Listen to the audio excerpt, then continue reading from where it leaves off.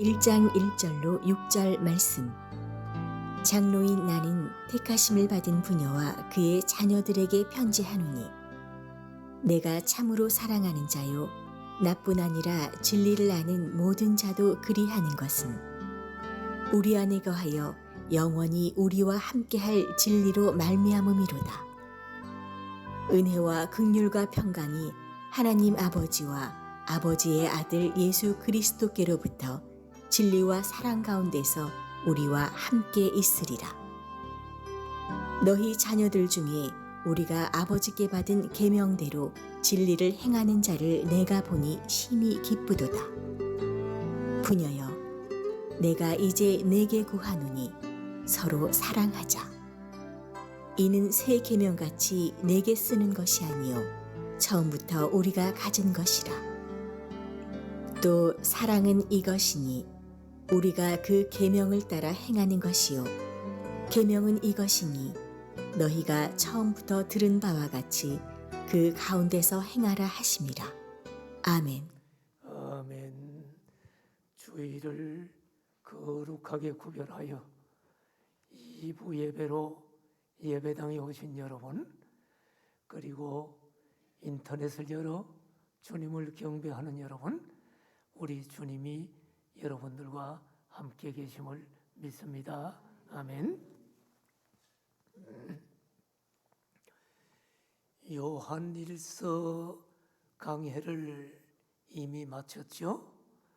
그리고 오늘 요한이서를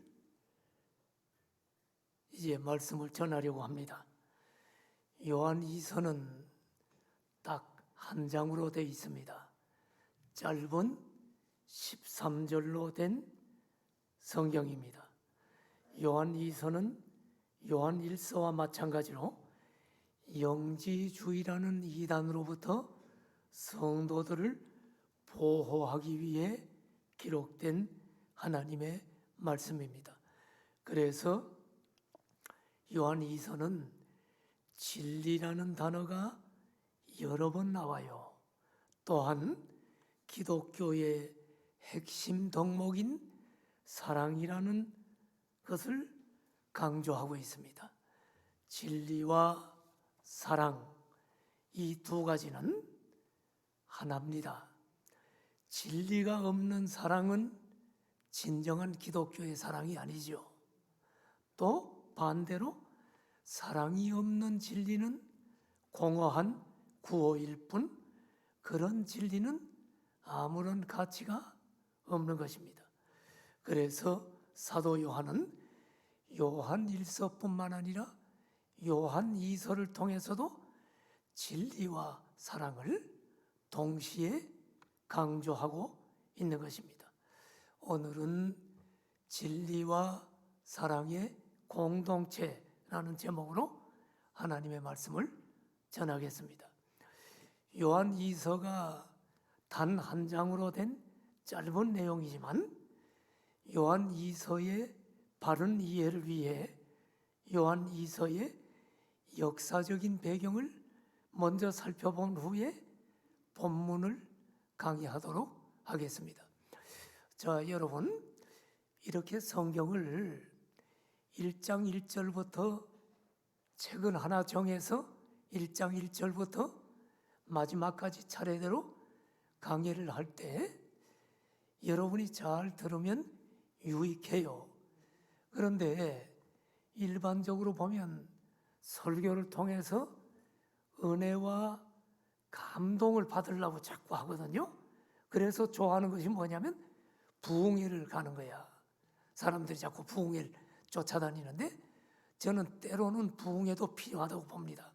그러나 원숙한 성도가 되려면 조금 차분한 가운데 하나님의 말씀을 바르게 아는 것이 중요하다고 생각이 듭니다.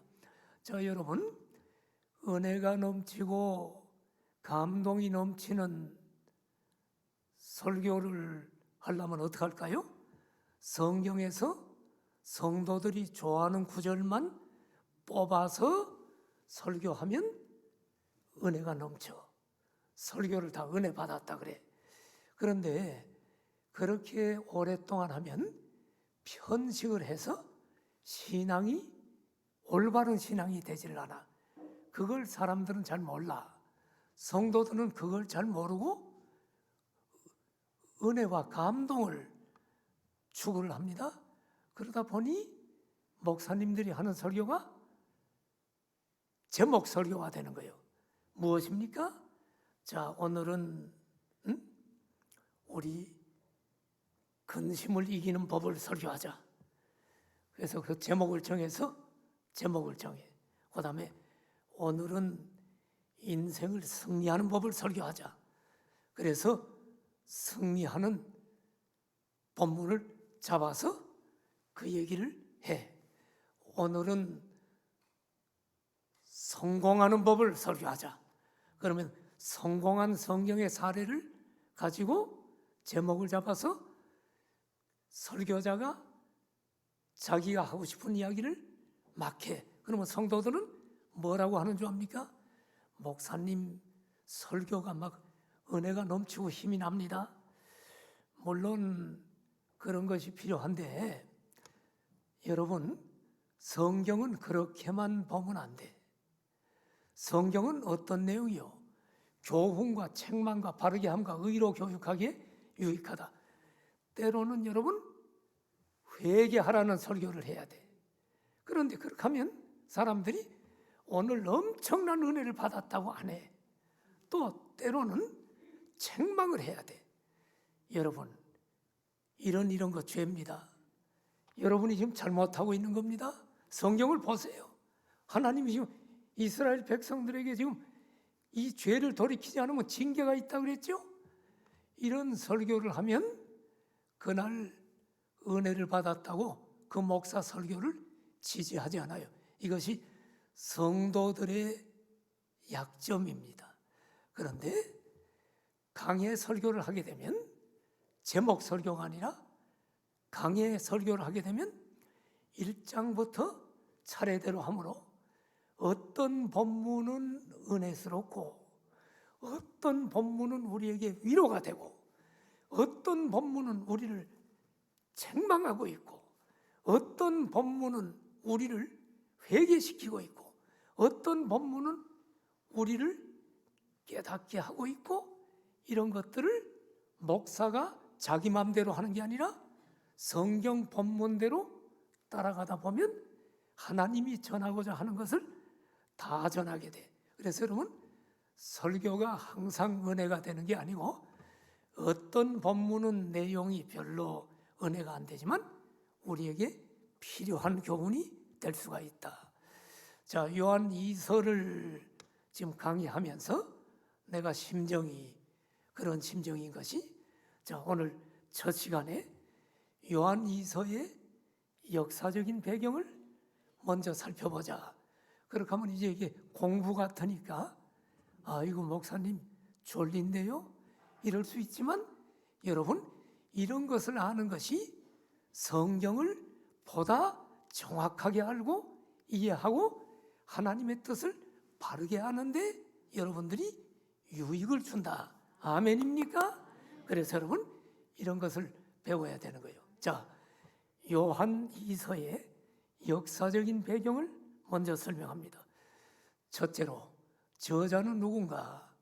요한 2서는 누가 썼는가? 여러분들 생각에는 목사님, 요한이 썼죠, 요한이.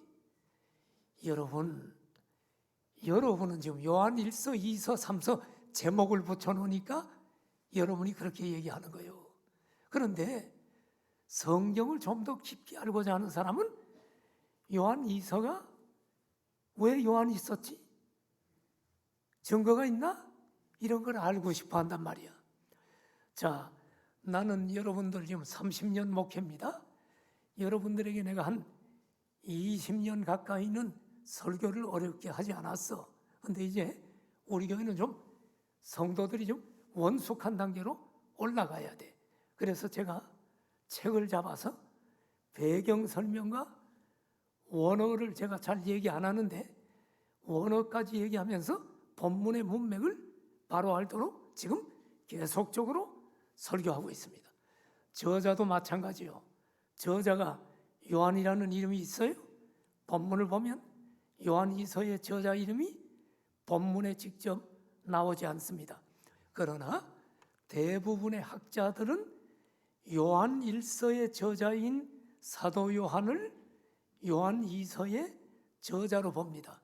그 이유가 뭔가? 요한일서의 어조와 문체, 주제의 전개가 요한이서와 거의 비슷해요.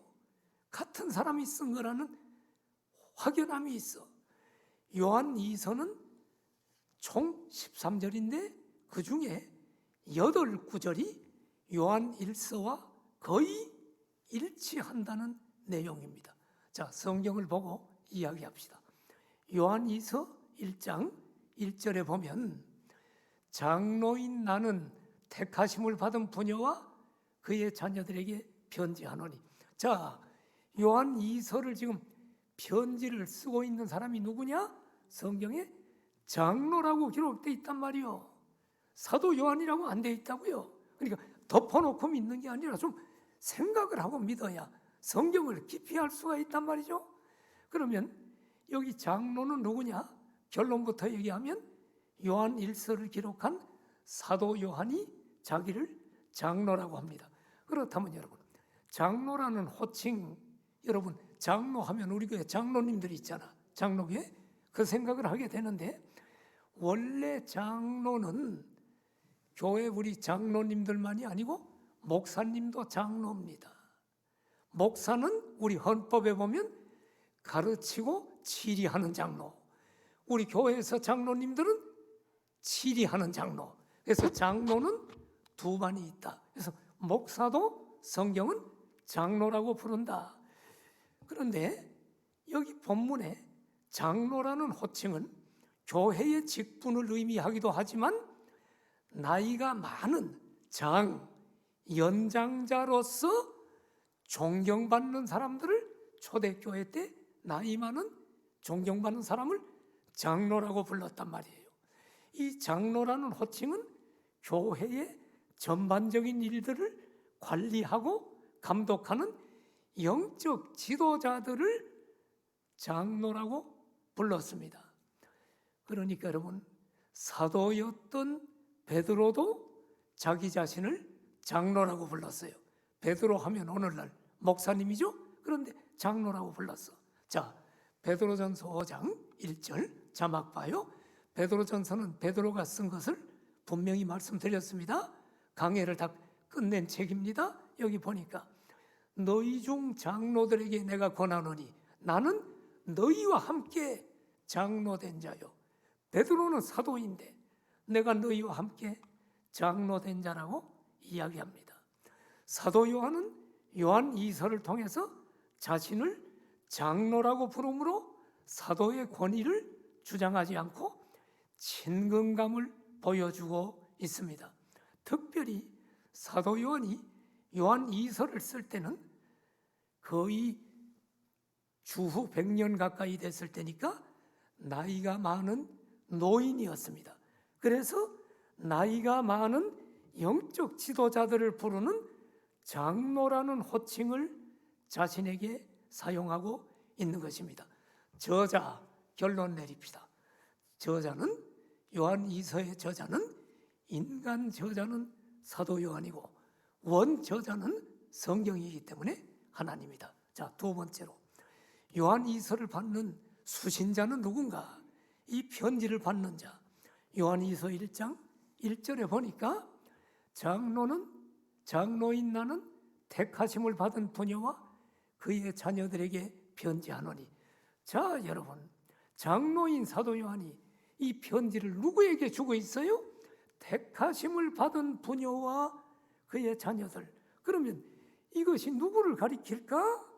이것도 두 가지 견해가 있단 말이요. 그러니까 덮어놓고 그냥 강단에서 설교한다고 이제 믿는 차원을, 아멘하는 차원을 넘어서서 여러분은 성경 말씀을 중요하게 붙들고 성경을 바르게 이해하는 것이 필요하다. 그러면 여러분, 택하심을 받은 부녀와 그의 자녀들에 대한 해석이 두 가지인데, 하나는 뭐냐면 이 택하심을 받은 부녀와 자녀들은 사도 요한이 아는 어떤 특정한 여인과 그의 자녀들에게 보낸 편지라는 주장이 있어요. 그런데 또 하나의 견해는 이 수신자를, 부녀를 상징적으로 해석해서 어느 특정한 지역교회와 그의 성도들에게 보낸 편지라는 해석입니다. 대부분의 학자들은 이 부녀를 상징적으로 해석해서 어느 특정한 지역교회로 보고 그 자녀들은 그 교회 모든 성도들에게 보낸 편지라고 이야기합니다. 그런데 이 두 가지 견해를 보면서 저는 이렇게 정리를 하고 싶습니다. 이 두 가지 견해가 다 일리가 있기 때문에. 자, 여러분, 사도 요한 당시의 지역교회는 오늘날과 같은 이런 큰 건물이 아니에요. 초대교회는 이런 건물이 거의 없어요. 대부분의 교회는 어느 성도의 집을 내놔가지고 주일날 거기서 적은 무리들이 가정교회를 이루면서 예배를 드렸어. 이게 빌립보 교회, 고린도 교회, 에베소 교회는 우리 공항성산교회 같은 건물이 아닙니다. 600평 넘는 건물이 아니라 여러분, 성도들의 가정이 교회라고 불렸던 것입니다. 그러므로 여러분, 요한 2서를 받는 수신자는 어떤 특정한 여인을 가리킨다고 말할 수도 있어요. 내가 볼 때 성경을 정직하게 연구해 보면 그 특정한 여인이 자기 가정을 교회로 열 수가 있잖아요. 그러므로 그렇게 말할 수 있고, 또 이 여인의 집에서 모인 교회를 가리킨다라고 말할 수도 있어. 두 가지가 다 맞는 것 같아. 그래서 저는 이렇게 결론을 내리겠습니다. 요한 2서의 수신자는 어느 특정한 여인의 집인 가정교회와 그 교회 성도들이다 라고 이렇게 정리합시다. 자, 세 번째, 그럼 언제 기록했고 기록 장소는 어딘가? 요한 2서는 요한 1서와 비슷한 연대에 기록되었거나 요한 1서를 기록한 바로 후에 기록되었을 것으로 추측합니다. 자, 기록 연대와 기록 장소 정리하면 요한 2서의 기록 연대는 요한 1서를 기록한 AD 90년에서 AD 95년 사이로 본다. 기록 장소는 요한 1서와 똑같이 에베소이다. 그렇다면 네 번째로 왜 기록했나? 기록 목적은 뭔가? 두 가지입니다. 이 기록 목적을 알아야 요한 2서를 읽거나 설교를 들을 때 여러분이 아하 하고 분명한 이해가 와. 이래서 이런 말을 했구나. 자, 첫째로 성도들에게 진리 가운데 거할 것과 그리스도의 사랑을 계속 실천하도록 촉구하기 위해서 기록했다. 자, 여러분, 이런 걸 공부로 보지 말라는 거야. 너무 부흥에만 좋아하지 마라. 이런 것을 알고 부흥이 일어나야 돼, 심령에. 그게 진정한 부흥이야. 그럼 봐요. 여러분이 기록 목적을 알고 듣는 것과 모르고 듣는 건 어떤 차이가 있느냐? 아, 성도들이 진리 가운데 거하려고 기록했구나. 그럼 이제 목사님을 통해서 지금 요한일서 강해를 들을 때 내가 진리 가운데 거하는 사람이 돼야겠구나. 이 목적이 설정되는 거야. 그리고 그리스도의 사랑을 계속 실천하도록. 아하, 사랑을 실천하라고 한 것 보니까 사랑이 없는 내가 이 설교를 듣는 것으로 끝나는 게 아니라 사랑을 실천하는 자가 되어야겠구나 하고 여러분 기록 목적을 알고 본문을 듣는단 말이야. 두 번째 목적은 그리스도에 관한 진리를 왜곡하고 변질시키는 이단자들이 있어서 미혹자들이야. 그들로부터 성도들을 보호하기 위해서 요한 2서를 기록했다고요. 그러니까 오늘날도 이단이 있잖아요. 아하, 요한 2서를 들으면서 이단들을 어떻게 대해야 되겠구나 하는 하나님의 지침을 발견하게 된다. 자, 여기 2번에 대해서는 좀 추가적인 설명이 필요합니다. 자, 들어봐요. 사도 요한이 요한 서신을 기록했던 AD 1세기 후반경에는 복음이 로마 전역으로 확장되고 곳곳에 교회가 세워졌습니다. 그런데 이때는 예수님의 제자 사도들이 거의 순교를 당하고 이 세상에 없어요. 그러므로 성도들에게 올바른 복음 진리를 가르칠 교사들이 절대적으로 부족한 시기였습니다. 사실 사도 요한이 제일 마지막까지 오래 살아남은 사도입니다. 그러니 여러분, 이것을 보완하기 위해서 초대교회에서는 사도들로부터 직접 제자 훈련받고 교육을 받은 제2세대들의 순회 교사와 순회 전도자들의 수가 많아졌습니다. 이들이 흩어져 있는 각 지역을 순회하면서 성도들의 집을 방문해서 하나님의 말씀을 가르치는 거예요. 오늘날 제가 제자 훈련을 하고 목자를 세우면 목자들이, 제가 다 못 가니까 목자들이 가정에서 목원들을 제자 훈련하고 가르치는 것처럼 이렇게 사도에게 가르침을 받은 순회교사, 순회 전도자들이 곳곳에 다니면서 성도들을 가르쳤지요. 그래서 여러분, 초대교회 성도들은 이 순회 교사들을 극진히 대접하는 것이 의무와 사명처럼 여겨졌습니다. 이 역사적인 배경을 알아야 돼.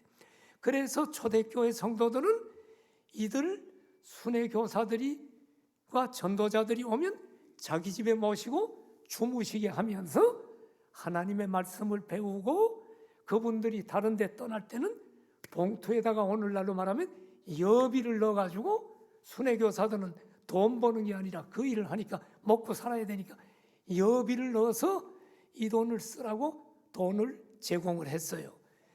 이런 초대교회의 상황을 악용해서 성도들을 미혹하고 자신들의 사욕을 채우려는 거짓 교사 이단들이 순회 교사처럼 있었다는 사실입니다.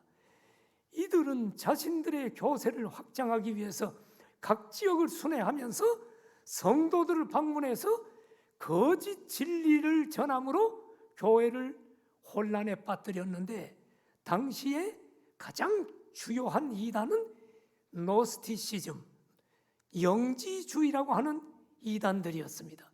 그들은 주장하는 게 뭐냐?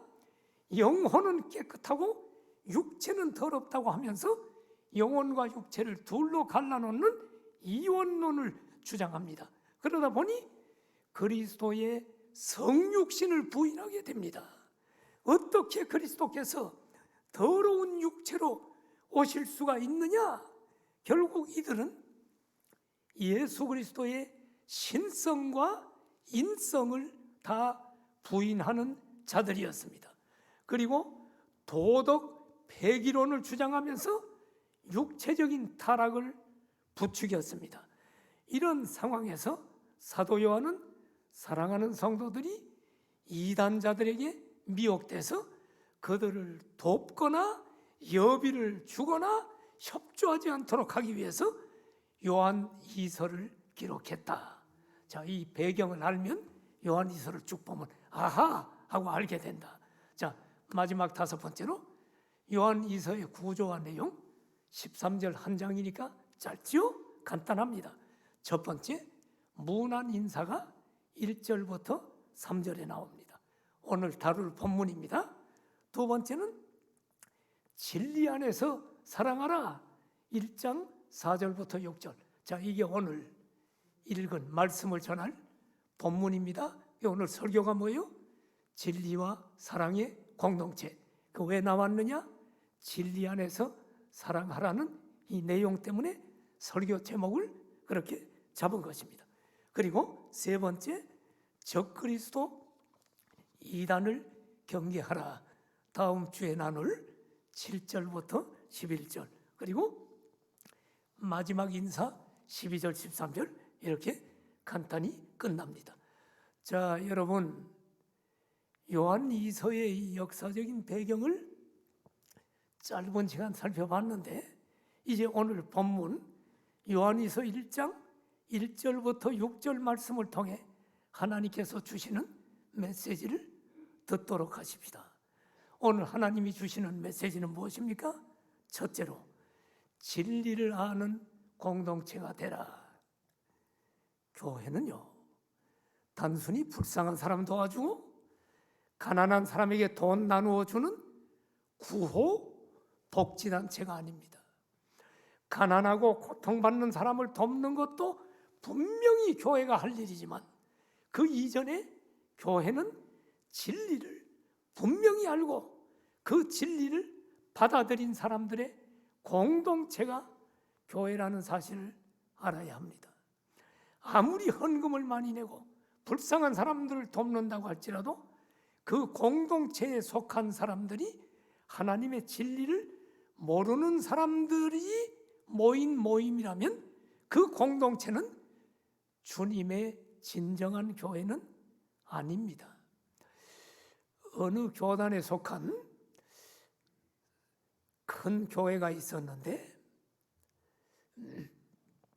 이 교회 성도들은 굉장히 봉사를 잘합니다.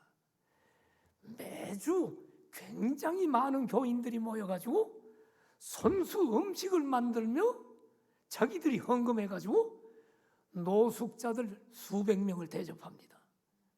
대단합니다. 한 주도 빠지지 않고. 그리고 불우이웃 돕기, 강원도 얼마 전 산불 났다 그러면 교인들이 직장 휴가 내가지고 우르르 모여가지고 가가지고 어려운 사람들 도와주고 복구하고 이런 일을 하는 교회가 있었습니다. 그런데 참 이상한 일이 있었어요. 나와 함께 전도 훈련을 어디에서 받았던 이 교회 목사님이 나하고 한 주간 동안 훈련을 받고 나서 이분이 간증을 하면서 이런 얘기를 해요. 내가 이번에 교회 돌아가면 우리 교회 성도들이 전도하는 교회로 만들겠다.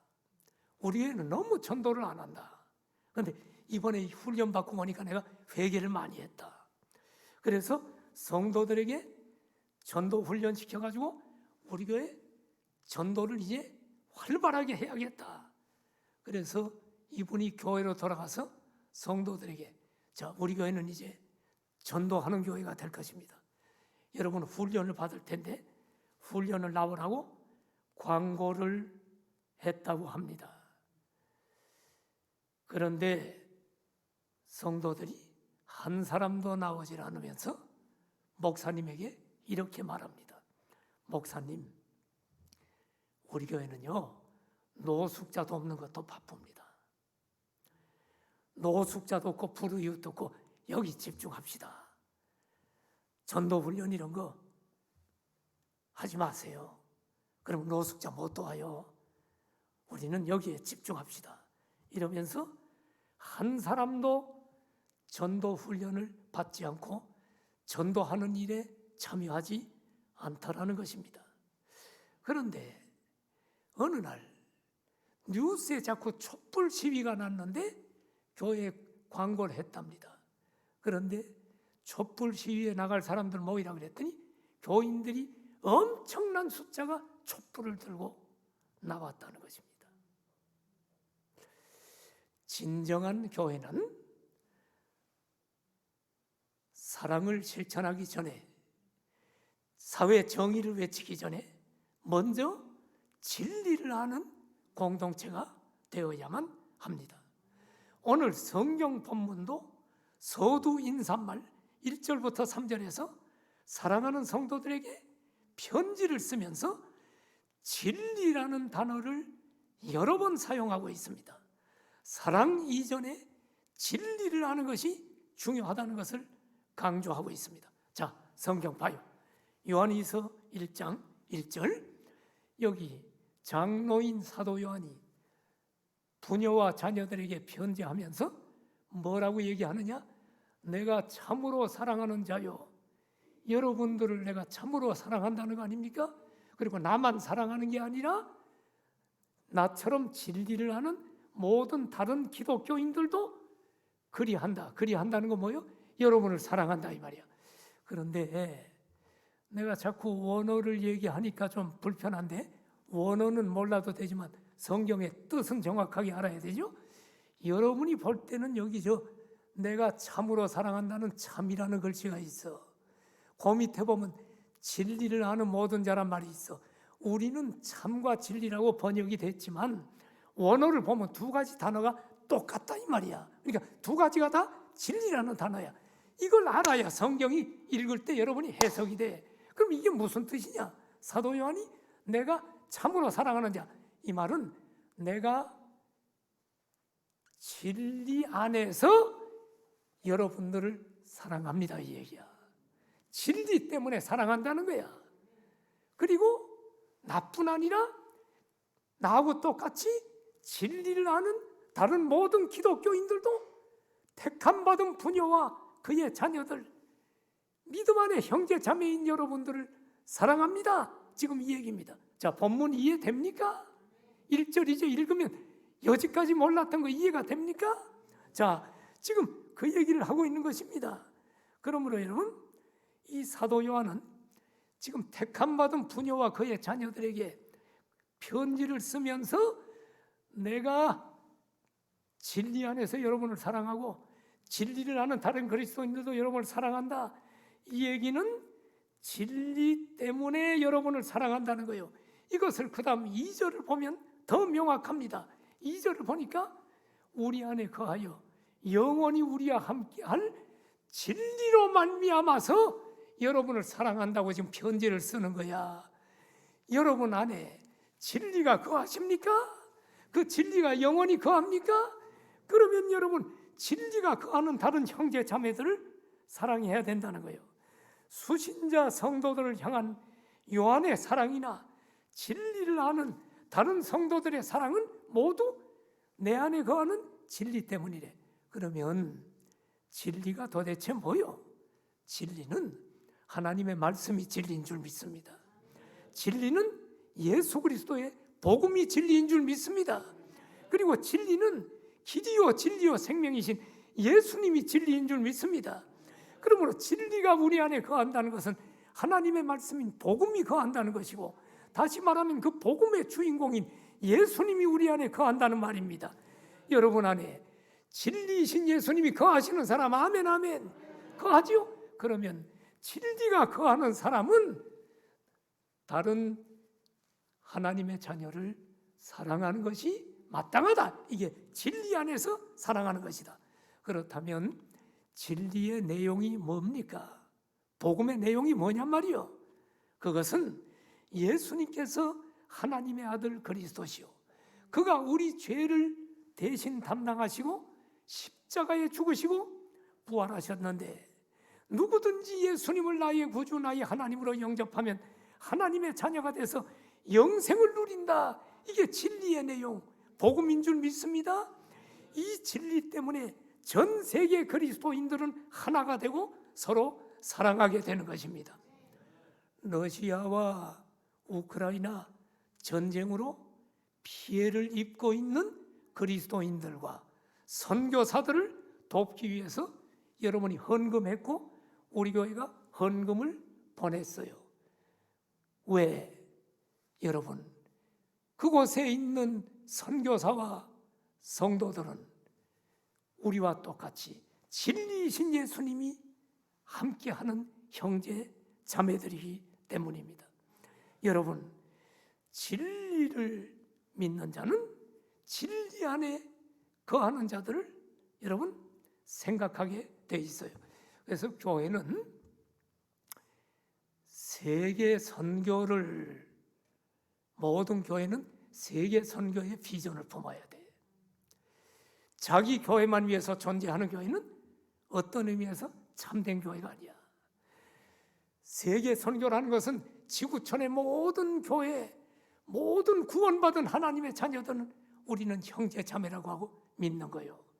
지금은 편의상 여러 지역 교회가 있지만 마지막 날은 여러분 단 천상에 있는 한 교회로 다 모일 거야. 그 교회 당회장은 누굽니까? 우리 주 예수 그리스도입니다. 그리고 아담 이후로 모든 구원받은 성도는 그 예수 그리스도를 할렐루야 찬양하며 영원히 한 형제 자매가 돼서 우리는 모일 것입니다. 이것이 천상교회인 줄 믿습니다. 그러므로 여러분, 자기 교회만 위해서 돈을 쓰는 교회? 아름다운 교회가 아니야. 세계 선교의 비전을 가져야 돼. 목회자도 마찬가지야. 그래서 우리 교회는 여러분 세계 선교의 비전이 제일 첫 번째 비전이야. 그리고 이 세계 선교를 이루기 위해서 예수님이 한 방법이 뭡니까? 12 제자를 훈련했던 것처럼 제자 훈련의 비전을 가지는 거예요. 그래서 우리 공항상상교회는 세계 선교의 비전과 제자 훈련의 비전을 절대로 놓쳐서는 안 된다는 것을 알아야 됩니다. 이제 나는 그것을 위해서 달려왔어요. 이제 나는 목회를 이제는 조금 있으면 목회 사역은 놓습니다. 이제 올해 내로 놓습니다. 여기 후임자 목사님이 와야 돼. 여러분 기도해야 될 것은 세계 선교와 제자 훈련의 비전을 가진 목사님이 오셔야 여러분이 복을 받는다는 사실을 절대로 놓치지 말기를 축복합니다. 설교만 잘한다고 되는 게 아니요. 은혜만 받고 은혜가 넘쳤다고 그분을 모시면 큰일 나. 사랑하시는 여러분, 주님이 기뻐하는 교회가 되어야 될 줄로 믿습니다. 여기 사도 요한이나 모든 초대교회 그리스도인들은 여러분 전 세계를 붙들고 보지 못한 형제 자매들도 진리가 우리 속에 있기 때문에 서로 사랑으로 한 끈이라는 것을 알고 그들을 사랑했다라고 이야기하는 것입니다. 여러분, 우리는 이렇게 진리를 아는 자가 돼야 되는데, 이렇게 진리를 아는 자는 믿음의 형제 자매들을 사랑하게 됩니다. 그런데 순서에 있어서 사랑보다 진리를 아는 것이 먼저입니다. 그렇다면 이 진리가 어떻게 우리에게 주어졌는가? 그것은 하나님의 은혜와 긍휼 때문입니다. 본문 봅시다. 요한일서 1장 3절. 나는 지금 본문을 따라 하나님의 말씀을 대언합니다. 그러니까 본문 보고 지금 내가 설교하는 게 본문에 있나 없나 봐야 돼. 내가 어느 제목 놓고 내 마음대로 지금 하고 싶은 얘기 하는 게 아니에요.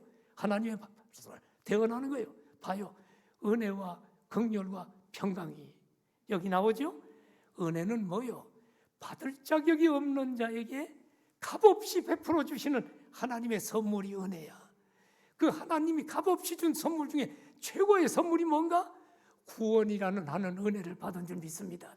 여러분, 내가 잘나서 구원받은 사람 아니요. 나 같은 사람이 뭐가 잘났겠어? 죄 많이 짓고 뭐 형편없는 점 많은데 하나님의 값없이 주시는 은혜로 나도 여러분도 구원받은 줄 믿습니다. 이것이 은혜입니다. 긍휼은 뭡니까?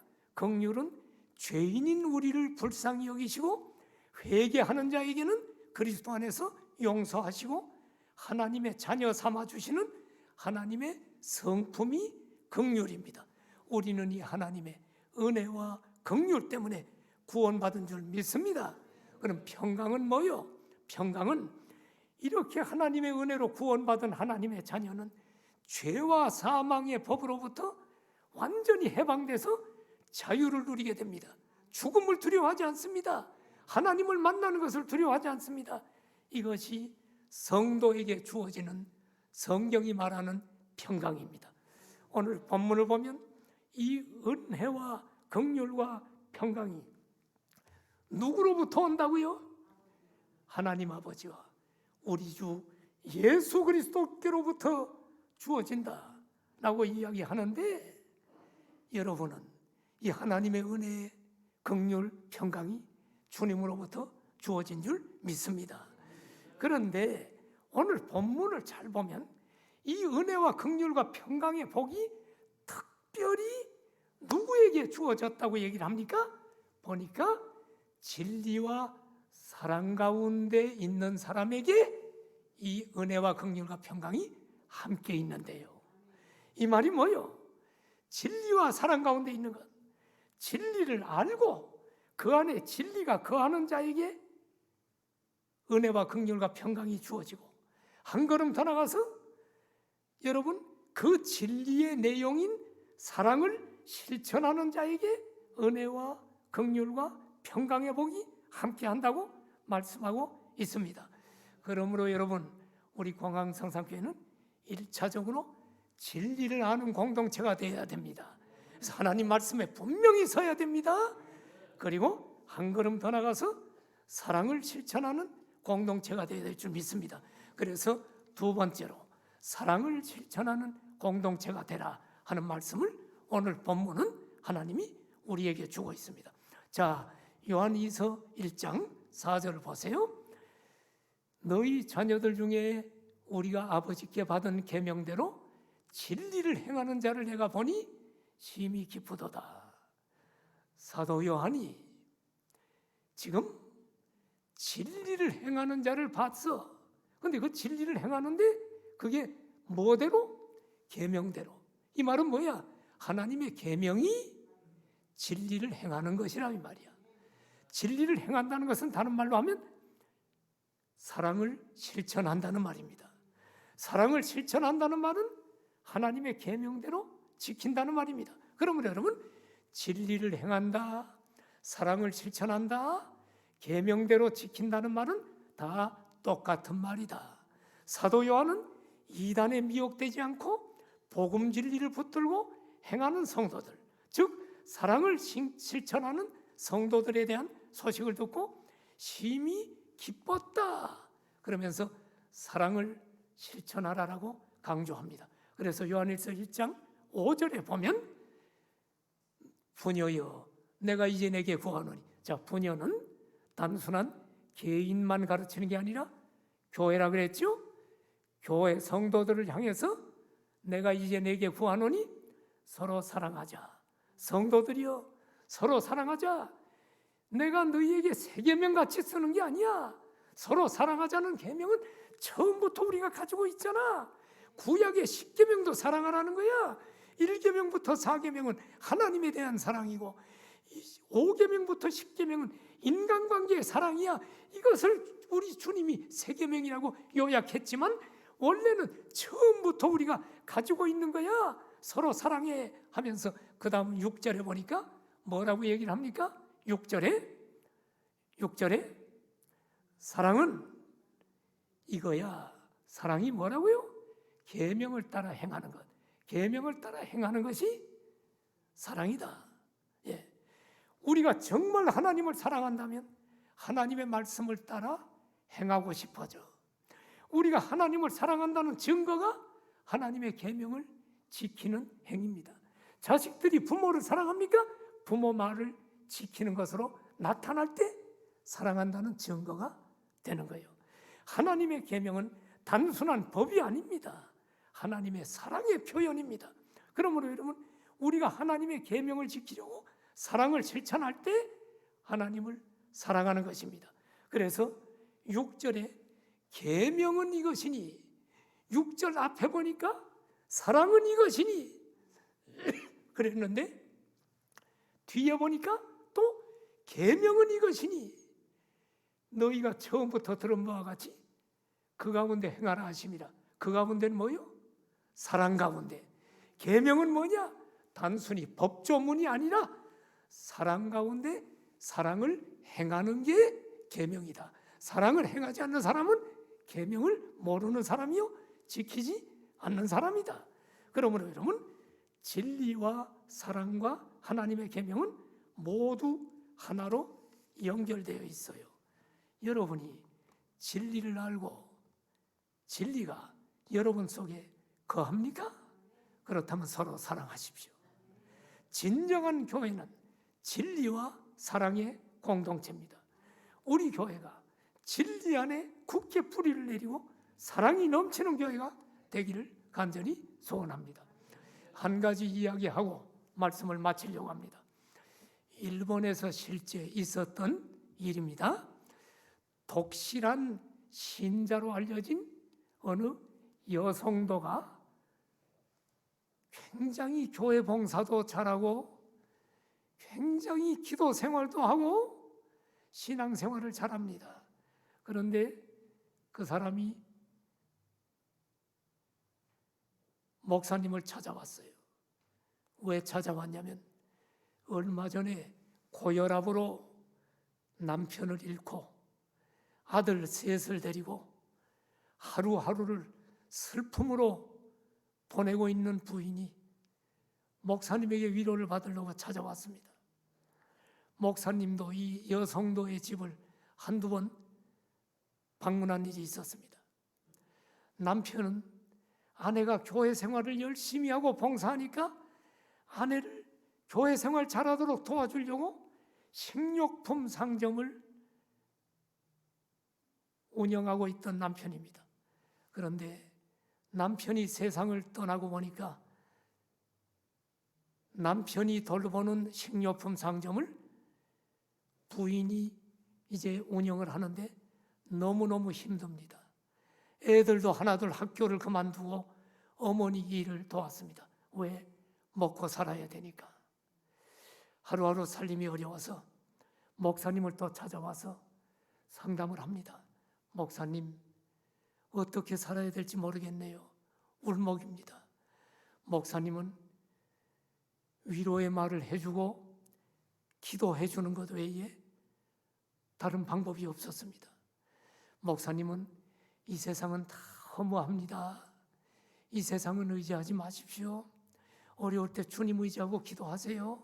자매님, 저도 기도할게요 하고 위로를 해주었습니다. 그리고 상담이 끝나고 나서 목사님이 주머니에서 돈을 꺼내가지고 봉투에다 넣어서 부인에게 주니까 부인은 갑자기 당황을 하면서 목사님 이러시면 안 됩니다. 그러면 내가 목사님을 다음에 찾아올 수가 없습니다 하고 극구 돈을 안 받으려고 사양을 합니다. 목사님이 집사님 압니다. 그런데 애들 생각해서 지금 적지만 이 돈을 받으십시오 하고 억지로 봉투를 걷어 주머니에 넣어줬습니다. 그런데 그런 일이 있은 이후에 이 부인은 교회를 나오지 않고 목사님도 찾아오지 않고 아이들도 하나둘 얼굴을 볼 수 없게 되면서 교회를 끊었습니다. 목사님은 이상하게 생각했습니다. 돈이 좀 적었나? 왜 내가 상담을 잘못했나? 별 생각을 다 하다가 우연히 길거리에서 이 부인을 만났습니다. 그런데 보니까 부인이 너무너무 건강해지고 표정이 밝은 표정입니다. 이상한 생각이 들었어요. 그래서 커피숍에서 같이 그 부인과 목사님이 이야기를 나눴습니다. 그런데 이렇게 얘기합니다. 세상을 떠난 남편은 이 부인을 너무 아끼고 소중히 여기면서 교회 갈 때 교회 봉사하도록 다 자기를 도와주고 어려운 가게 일을 혼자 맡아 했다는 것입니다. 자기가 남편 가게 일 돕지도 못했다고 하는 것입니다. 그런데 졸지에 남편이 돌아가니 자기 일생이 암담했다고 합니다. 어찌할 바를 모르고 갈팡질팡하면서 지금 먹고 살기도 어려울 정도로 살림이 기울어져서 자기가 그때 목사님을 찾아갔답니다. 그런데 한 번, 두 번 목사님으로부터 봉투를 받고 나서 왜 그런지 목사님 찾아가는 발길이 무거워졌다고 합니다. 성도들이 찾아와서 자기를 위로하느라고 집에서 예배를 드리고 찬송과 기도를 드리고 갔다고 합니다. 잠시 위로가 되었답니다. 그런데 생활은 점점 어려워갔습니다. 애들도 하나둘 학교를 그만두어야 할 지경에 이르렀습니다.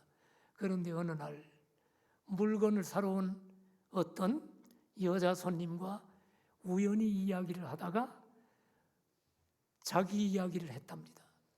내가 이렇게 어려움을 당하고 자식들도 학교를 다 간두고 어렵습니다. 남편 죽고 나니까 너무 어렵습니다 하는 걸 털어놨는데 그 여자 손님이 참 위로를 하면서 식료품을 많이 사갔답니다. 그 이튿날 여자 손님이 5명의 여자 손님들을 데리고 와서 물건을 더 많이 사갔답니다. 그러면서 이제 고마워가지고 물건 값도 싸게 해줬답니다. 그런데 이 손님을 통해서 가게가 손님이 점점점 많아져서 물건이 많이 팔리면서 아이들도 학교를 가게 됐고 일하는 종업원까지 한 사람을 채용했습니다.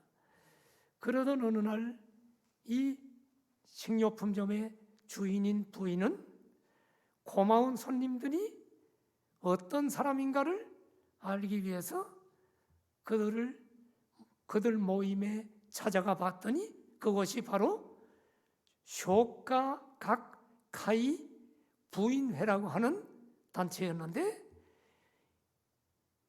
뭘 하는가를 봤더니 서로 곤란할 때 도와주고 살아가는 부인들의 모임이었다는 것입니다. 여기를 보면서 이 식료품 가게 부인은 굉장히 애착을 느끼면서 그때부터 교회를 중단했습니다. 아이들도 교회를 안 나가고 이 부인들과 어울리면서 이제 혼자 사는 할머님 댁에 가서 청소도 해주고 돌아오고 했습니다. 목사님을 길에서 만난 것이 어느 할머니 청소를 해주고 남을 도와주고 기쁨으로 돌아오다가 길에서 만난 것이 목사님을 만난 것입니다. 그러면서 목사님, 저는 이제 참 행복을 찾았어요. 그렇게 얘기를 하더래요. 목사님은 충격을 받았습니다. 아하, 이렇게 믿음 좋은 독실한 성도가 하나님을 떠날 수가 있구나. 그리고 많은 것을 깨달았다고 합니다. 성도 여러분, 오늘 무슨 메시지 들었나요? 교회가 진리를 바르게 가르치지 못할 때 성도들은 교회를 떠납니다. 우리 공항성산의 성도 여러분, 진리이신 예수님이 여러분 안에 계신 분만 아멘 아멘. 주님 없으면 지옥 가는 거 믿으면 아멘 아멘. 그렇다면 내가 지금 경제적으로 어렵고 비록 불치의 병에 걸려 죽을지라도 주님을 떠날 수가 없는 거예요. 교회는 구호도 좋고 복지도 좋지만 진리 안에 서야 됩니다. 오늘 본문이 강조하는 내용이 진리가 먼저 강조된 내용이 그것입니다.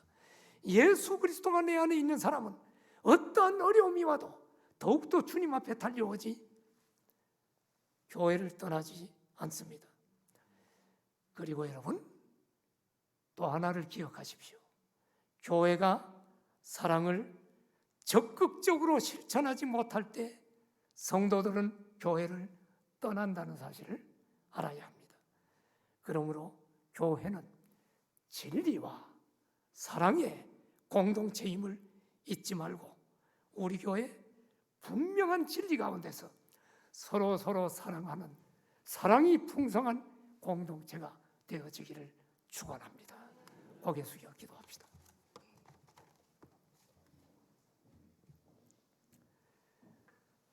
사랑하시는 성도 여러분,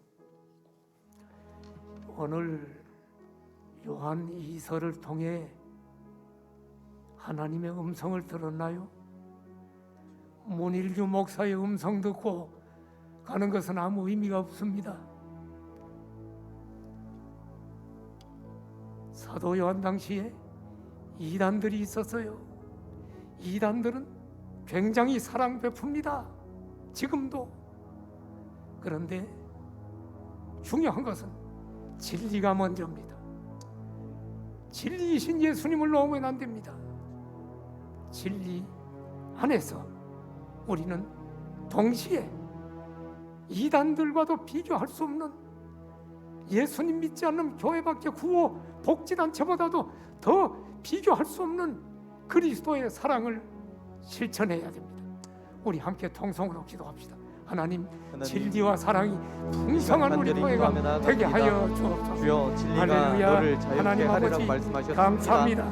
진리, 하나님 아버지, 말씀 대신 우리는 먼저 예수님을 진리 통해서 안에 분명히 아버지 거하는 하나님, 교회가 우리들의 되게 하여 모든 주옵소서. 아버지 그러나 세상 속에서 진리를 모든 추상적으로 아픔들, 이론적으로 걱정들, 가지고 있는 교회가 아버지 아니라 연약함들이 사랑이 진리 풍성한 대신 교회가 예수님을 되어 통해서 아버지 하나님의 아버지 사랑이 넘치는 교회가 진리가 되어 너를 진리가 자유케 진리다운 하리라. 교회가 아버지 될 수 하나님, 있도록 자유케 되는 하나님 놀라운 기적의 은혜를 내려 도와주시옵소서. 주옵소서. 사랑의 공동체 우리 성도들 되기를 서로 미워하고 소망합니다. 서로 아버지 하나님, 서로 헐뜯고 안에 서로 서로를 시기했다면 사랑하고 우리 아버지 오늘 하나님, 말씀을 듣고 회개하게 하시고 또 우리가 은혜를 진리 안에 분명히 서서 공동체 되기를 사랑의 공동체, 소망합니다. 사랑의 건강성삼교회 믿음, 소망, 되도록 사랑, 하나님 공동체의 제일은 도와주십시오.